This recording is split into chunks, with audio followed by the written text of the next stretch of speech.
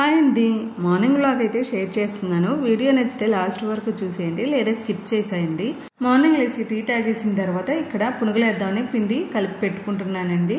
మా బాబుకి ఈరోజు సాటర్డే హాలిడే, పేరెంట్స్ మీటింగ్ ఉందని. బాబు ఇంటికాడ ఉంటే కంపల్సరీ పునుగులైనా పూరి అయినా చేయాల్సిందే. నేను టిఫిన్ ప్రిపేర్ చేస్తుంటే మా బాబు అయితే డ్రాయింగ్ ప్రాక్టీస్ చేస్తున్నారు. మ్యాక్సిమం సెల్ అయితే అవాయిడ్ చేసేస్తానండి. ఇదిగోండి, ఇక్కడ నా టిఫిన్ రెడీ అయిపోయింది. చట్నీ కూడా ప్రిపేర్ చేసా బాబు కోసమని. వాల్నట్స్, కొన్ని డ్రై ఫ్రూట్స్ వేసి చట్నీ చేస్తాను. ఇక్కడ మా బాబు వచ్చి ఛానల్ని లైక్ చేసి సబ్స్క్రైబ్ చేసుకోమని అడుగుతున్నారు.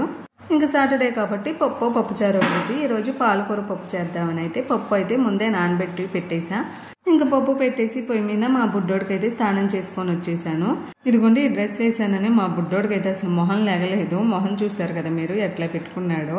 వీళ్ళంత లేటుగానే మా వాడు ఏం చెప్తే అవే బట్టలు వేయాలండి. జీన్స్ ప్యాంట్ టీ షర్టే కావాలంట.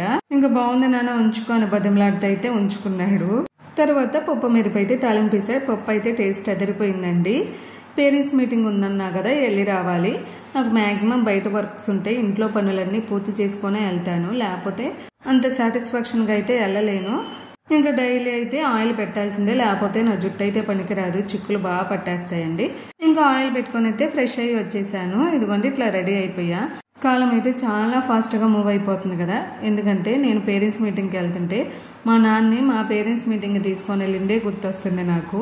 వస్తూ చూసారా ఎంత మ్యాథ్ వేసుకొని వచ్చాడో. ఇక్కడికైతే వీడియో ఆపేస్తున్నా. నచ్చితే లైక్ చేసి ఛానల్ని సబ్స్క్రైబ్ చేసుకోండి.